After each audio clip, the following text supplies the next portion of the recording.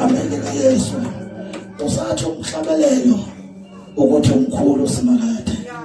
Haleluya. Sizokwenza kanjalo ukuthi uThixo wethu lo mkhulu. Haleluya.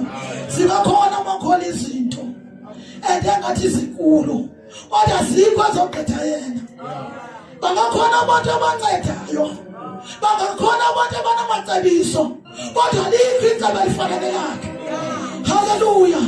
UThixo angaqhubekile, umdala wensuku, uyindoda eyakazile ikhusela wavela impilo yethu. Haleluya. Ngakho simenza mkhulu uThixo wethu.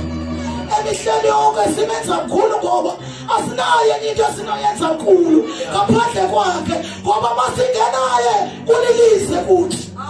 Haleluya. Yathi kumlungiselele ngamakholwa enhliziyweni yami ke uThixo uyanceda egameni likaYesu.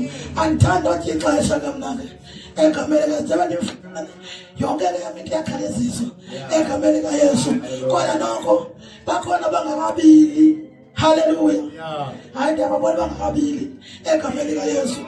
Angakabili bazobili egameni likaYesu. Sake hlabelele wenkosi. Haleluya. Sitho lo wenkosi. Haleluya. Zoba nawe. Zoba nawe. Zoba nawe. Eparate.